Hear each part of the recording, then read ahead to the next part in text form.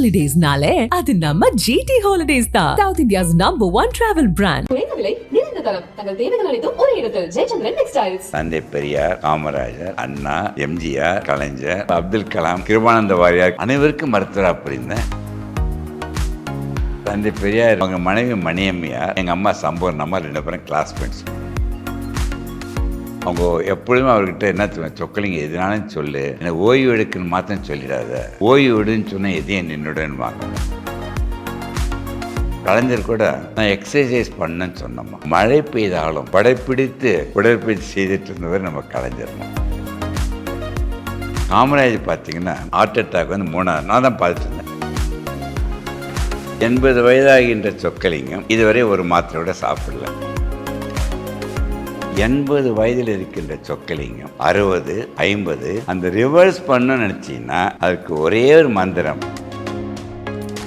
குறைந்து 2 மணி நேரம் உடற்பயிற்சி செய்யும். அந்த உடற்பயிற்சியை செய்யணும்னு வச்சுக்க, மார்னிங் டிஃபன் சாப்பிட்றதே எனக்கு பிடிக்காது.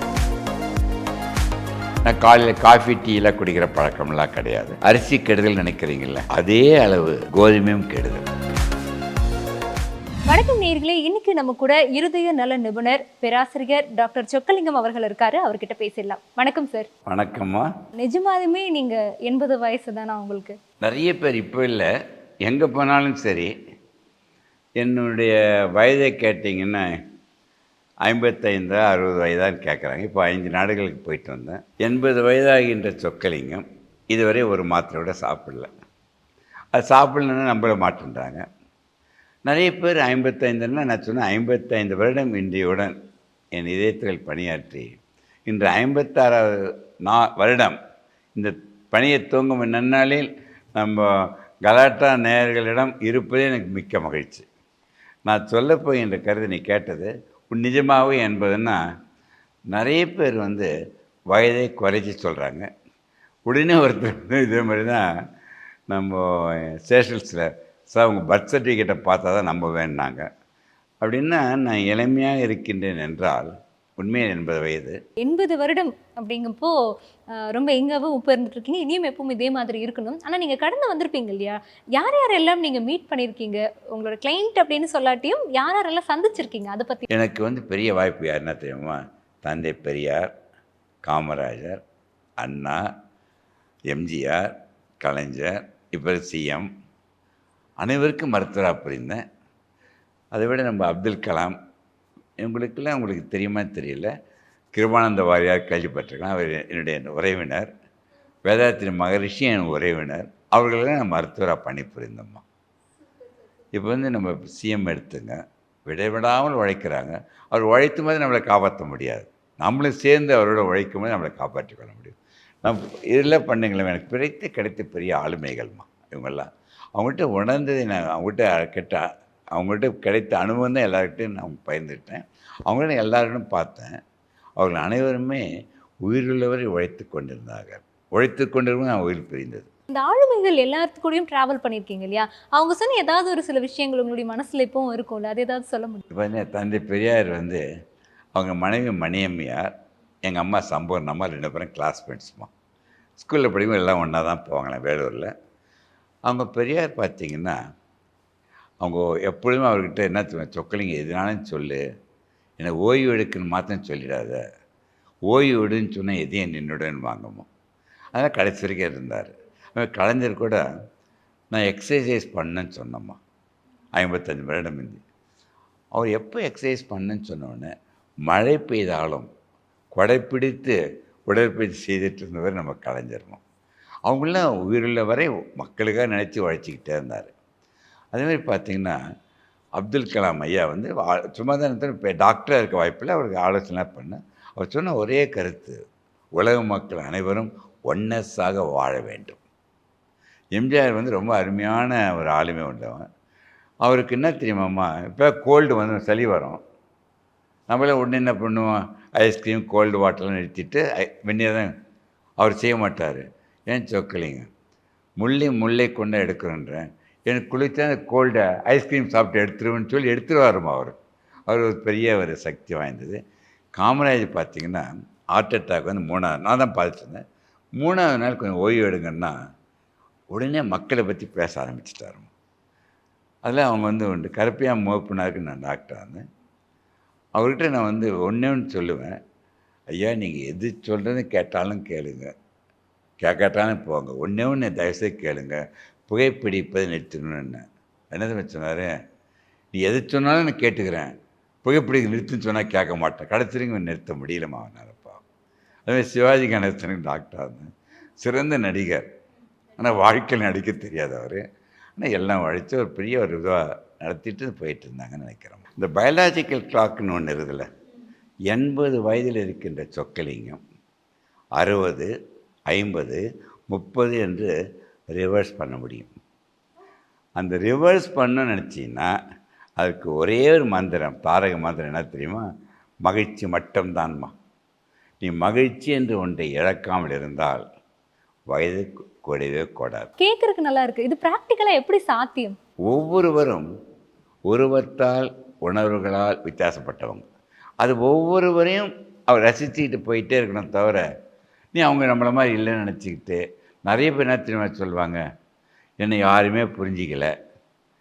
யாரும் உன்னை புரிந்து கொள்ள வேண்டாம், நீ உன்னை புரிந்து வாழ கற்றுக்கொண்டால் போதும். உடனே என்ன தெரியுமா சொல்லுவாங்க, என் பேச்சை யாருமே கேட்குறதில்ல. உன் பேச்சு யாரும் கேட்கணும் எதிர்பார்க்காத. உன் மனம் சொல்வதை உடல் கேட்டால் போதும், உனக்குள்ளே நீ பேசி கேட்டுக்கொண்டிரு.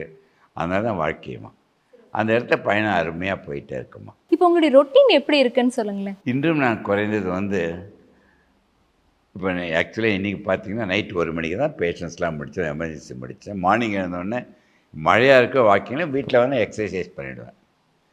குறைந்து 2 மணி நேரம் உடற்பயிற்சி செய்வேன். உடற்பயிற்சி வந்து செய்யும்போது என்ன நேரில் என்ன தெரியும் பண்ணோம், வெயிட்டு குறைக்கணும், கொலஸ்ட்ராலை குறைக்கணும், ஹெல்த்தியாக இருக்கணுன்ட்டு அந்த உடற்பயிற்சிக்கு ஒரு காரணம் சேர்க்கக்கூடாது. காற்று சுவாசிக்கிறோம், தண்ணீர் குடிக்கிறோம், அதே மாதிரி உடற்பயிற்சியை ஒரு ஹேபிட்டாக மாற்றி இன்றியமையாமல் ஆக்கிக்கிட்டு உடற்பயிற்சி. அப்படி இல்லைன்னா ஜென்ரலாக 2 மணி நேரம் உடற்பயிற்சி பண்ணணும். அந்த உடற்பயிற்சியை செய்யணும்னு வச்சுக்க, மார்னிங் டிஃபன் சாப்பிட்றது எனக்கு பிடிக்காது. ஸோ உடற்பயிற்சின்றது வந்து ரொம்ப ரொம்ப முக்கியம். அப்புறம் மார்னிங் பார்த்திங்கன்னா சாப்பாடு வந்து ரொம்ப கம்மியாக தான் சாப்பிடுவேன். எப்பொழுதும் நேர்களுக்கு சொல்கிறேன், அரை வயிறு மாத்திரம் சாப்பிடுங்க, பிடிச்சமாக சாப்பிடுங்க, அரை வயிறு சாப்பிடுங்க. 1/4 வயிறு வந்து குவார்ட்டர் குடிக்கின்ற தண்ணீர். அதனால் நிறைய இடத்துல குவார்ட்டர் தண்ணி போடலான்னு சொல்லிட்டோன்னா அவன் விரதம் எடுத்துக்கிறாங்க. அதனால் குவார்ட்டர் குடிக்கிறது, 1/4 வயிறு காலியாக இருக்க வேண்டும். சாப்பிட்ட பிறகு வயிறு காலியாக இருந்தாலே ரொம்ப நல்லது. 2வது வந்து காய்கறி பழங்கள் நல்லா சாப்பிடுமா. அரிசி கோதுமையில் ரொம்ப கம்மி பண்ணிவிட்டு மீதெல்லாம் பாலில் சாப்பிட்லாம். 2வது வந்து 3 வேளைக்கு தான், காலையில், மத்தியானம், இரவு. நான் காலையில் காஃபி டீலாம் குடிக்கிற பழக்கம்லாம் கிடையாது. வேணால் க்ரீன் டீ சாப்பிடுவேன். சுகரில் அவாய்ட் பண்ணிடணும். உங்களுக்கு மொத்தமாக சொல்கிறேன், நிறைய பேர் வந்து அரிசி கெடுதல் நினைக்கிறீங்கள, அதே அளவு கோதுமையும் கெடுதல். ஸோ அரிசியை தவிர்க்கணுன்னா கோதுமையை. இப்போ ஒன்றுமே இல்லைம்மா, சாப்பாட்டில் ஒன்று சொல்கிறேன் முக்கியமாக. நிறைய உடல் பருமனாக வராங்களே இப்போ. உங்களை ஜிம்முக்கு போயிட்டு வெயிட்டை குறைக்கலாம்னு நினைக்கிறாங்க. எவ்வளோ பருமனாக இருந்தாலும், எவ்வளோ எக்ஸசைஸ் பண்ணாலும் 5% மேலே குறையாது. ஸோ 95 போங்க வெயிட்டை குறைக்கணும்னா சாப்பிட்ற அளவே குறைத்து விட வேண்டும். நிறைய பேருக்கு வந்து சாப்பாடு இல்லை, பசிக்க ஆரம்பிச்சதுனாலே பயங்கரமாக டென்ஷன் ஆகிடும். சந்தோஷமாக இருந்தாலுமே அது மாறிடுது. அது ஒரு பெரிய முக்கியமான கேள்வி. நான் சொல்லட்டுமாம்மா, ஒரு 100 வருடத்திற்கு முன்பே கோடிக்கணக்கான மக்கள் பசியினால், பட்டினியினால், பஞ்சத்தால் இறந்தாங்க. இப்போ இந்த சமுதாயத்தில் கோடிக்கணக்கான மக்கள் சாப்பிட்டு இறக்குறாங்க. 2 சாப்பாடு சம்மந்தம் தானே. எதுக்கு சொன்ன, பசி எடுத்தால் 10 பறந்து போகும். பசி எடுத்தால் பழக்கமாகிடுச்சுல்ல, அது கம்மியாகிடுச்சுன்னா அந்த சைக்காலஜிக்கலாக தான் அந்த கோபம் டென்ஷன்லாம் வருது தவிர, நீ ஃபாஸ்டிங் என்ற உணர்வில் போகும் பொழுது அது மனம் வந்து மெடிடேஷனில் கூட்டு போயிடும். அதான் இப்போல்லாம் இன்டர்மீடியன்ட் ஃபாஸ்டிங் ரொம்ப நல்லதுமா. என்ன தெரியுமா இன்டர்மீடியன்ட் ஃபாஸ்டிங்னா, நைட்டு 7 மணிக்கு சாப்பிடுங்க, 7 மணிக்கு மேலே சாப்பிடக்கூடாது. தூங்குறது 10 மணின்னா 7லேருந்து 10 3 ஹவர்ஸ் கேப் இருக்குது, அந்த கேப் கட்டாயம் விடணும்.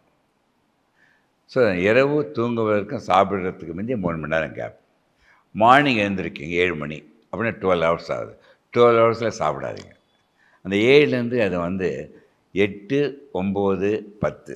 ஸோ 7 மணிக்கு சாப்பிட்டு நெக்ஸ்ட் டே 10 மணிக்கு சாப்பிடும்பொழுது உங்களுக்கு எவ்வளோ நேரம் வருது? 12 + 3 15 மணி நேரம். எப்பொழுது 12 மணி நேரத்தில் 15 மணி நேரம் போகுதோ உடனே அது பழக்கமாயிடுச்சுன்னா அந்த தியானம் போய் இன்டர்மிட்டன்ட் ஃபாஸ்டிங் பண்ணும்பொழுது வெயிட்டு குறைஞ்சிரும். ஸோ அது முக்கியமாக என்ன சொல்கிறேன், சரி சாப்பிட்டு ஒருத்தர் 5 இட்லி சாப்பிடுவான், நான் 1 இட்லி தான் சாப்பிடுவேன். இப்போ ஒரு 5 இட்லி 6 இட்லி சாப்பிட சொல்கிறேன். அவனுக்கு பாதியாக பாதி அளவு தான் சாப்பிட சொன்னேன்ல, பாதி அளவுன்னு 6 இட்லி சாப்பிட்டா 3 இட்லி சாப்பிட்றேன். மீதி 3 இட்லி சாப்பிடணும்ல அவன், அது பழக்கம் பட்டு சாப்பிடலாம், ஒரே கோபம் வந்துடும் அவனுக்கு. உடனே என்ன பண்ணணும், தண்ணீர் குடித்து வயிற்றை ஏமாற்ற கற்றுக்கொள்ள வேண்டும். வயிற்றை ஏமாற்ற கற்றுக் கொடுத்துன்னு வச்சுக்க, வயிறு உடனே என்ன தெரியுமா பண்ணுமா, மூளையோட பேசும். என்ன தெரியுமா பேசும், இனிமேல் சொக்கலிங்கத்தை ஏமாற்ற முடியாதுன்னு சொல்லிடுச்சுன்னா அந்த மூளை கல்லீரலோட பேசும். அதான் இன்னர் ஆர்கன்ஸை டாக் பண்ணவை. சரி, கல்லீரல் பேசணும். என்ன தெரியுமா கல்லீரல் செய்யும், நீ தான் எல்லா இடத்துலையும் ஃபேட்டை சேர்த்து வச்சிருக்க, அது கரைத்து எனர்ஜியாக கீட்டோன் பாடிஸ் மூலம் எனர்ஜியாக கொடுத்து அந்த கீட்டோன் பாடிஸில் எனர்ஜி வருது வச்சுக்கா, 100 வருடம் வாழலாமா. சரி, எப்பவுமே சந்தோஷமா இருக்கணும், நம்மளை மகிழ்ச்சியா வச்சுக்கணும்னு சொல்றீங்க. ஆனா இப்போ நான் முந்தானேத்து வந்துட்டு திடீர்னு ரோட்ல போயிட்டு இருக்கும்போது ஒரு ஆக்சிடென்ட், அந்த விழுந்தவங்களும் வந்து பதட்டப்பட்டு எந்திரிக்கவே இல்லை. வண்டியில போயிட்டு இருந்த நானுமே கூட ரொம்ப பயந்து போயிட்டு அந்த இடத்துல ஒரு 1/2 hour அப்படியே நின்றுட்டேன். அந்த தருணத்தில் எப்படி நம்மளை சந்தோஷமா வைக்க முடியும்? இதே மாதிரி ஆக்சிடெண்ட் ஆகுது, நெருங்கிய உறவினர் இறந்துருக்கலாம் கோவிட் டைமில். கோடி பணக்காரங்களாம் பிஸ்னஸ் போய் நடுத்தரில் வந்துட்டாங்க. ஒருத்தர் ஏமாற்றலாம், பிஸ்னஸ் லாஸ் ஆகலாம், ட்ரான்ஸ்ஃபர் ஆகலாம். இது அனைத்தும் நாம் வாழ்வில் பார்க்கின்ற பொழுது நிகழ்வுகள். அந்த இடத்துல போய் நான் மகிழ்ச்சியாக இருக்க சொல்லலை, அந்த நிகழ்வுலையும் நீ பதட்டம் அடையக்கூடாது. அந்த பதட்டம் ஒன்று அடைந்தால் மகிழ்ச்சி இழக்கிறேன்னு வச்சுக்கோ, டென்ஷன் ஆகிற, கோபம் வந்துடுது, வருத்தப்படுற, உன்னை நீ இழந்து விடுவாய். அதான் முக்கியமானது. அமைதியாக இருக்கணும். என்ன தெரியுமாம்மா, மாற்ற முடியாதுன்னு உனக்கு தெரியுதில்ல, அதை ஏற்றுக்கொள். மாற்ற முடியும்னு நினைக்கிறல்ல, அந்த கண்டுபிடித்து மாற்ற முயற்சி பண்ணுறல்ல, அதுதான் என்னுடைய வெற்றி. முடிவடைந்த பிறகு வெற்றி அல்ல, இது ரெண்டும் பாகுபடுத்தி அறிய கற்றுக்கொள்ள வேண்டும். அதுதான் விஸ்டம்மா. அதனால் ஒருத்தர் இறந்துட்டார், பணம் போயிடுச்சு, அதுக்கு நினைத்து உனக்கு ஹார்ட் அட்டாக் வருது. ஹார்ட் அட்டாக் வந்தால் இறந்தவங்க வந்துடுவாங்களா? ஹார்ட் அட்டாக் வந்தால் பணம் வந்துடுமா? நீ ஹார்ட் அட்டாக் உனக்கு வந்து அந்த ஆக்சிடென்ட் தடுத்துருவியா? இது அனைத்தும் நீ வாழ்க்கையில் பார்க்கின்ற நிகழ்வுகளை எடுத்துக்கொள்ள வேண்டும். மனிதனுக்கு இழப்பு எது தெரியுமா? தன் உயிர் தன்னை பிரிவது தான் இழப்பு. அது வரைக்கும் எதுவுமே இழப்பு கிடையாது. அது 100 வருடம் கழித்து பிரியட்டமே நினச்சிட்ருக்கேன். இன்றைக்கும் நான் 9வது மாடி இதயத்தில் தலைவராக இருக்கிறோமா. இந்த 9 மாடி செல்வதற்கு சொக்கலிங்கம் இன்று வரை ஒரு முறை கூட லிஃப்டை போயிட்டு கிடையாது. நான் படிக்கட்டில் ஏறி சொல்கிறேன். புதுசாக லிஃப்ட்டு நான் சார் லிஃப்ட்டில் வாங்கலைன்னா, ஏன்பா தொந்தரவு பண்ணுற, லிஃப்ட்டில் வாங்க சார், மேலே சீக்கிரம் போயிடலாமேன்னா. மேலே போகக்கூடாது என்பதற்காக தான் உடற்பயிற்சி இந்தியா மேலே ஆக்கி கொண்டேன்.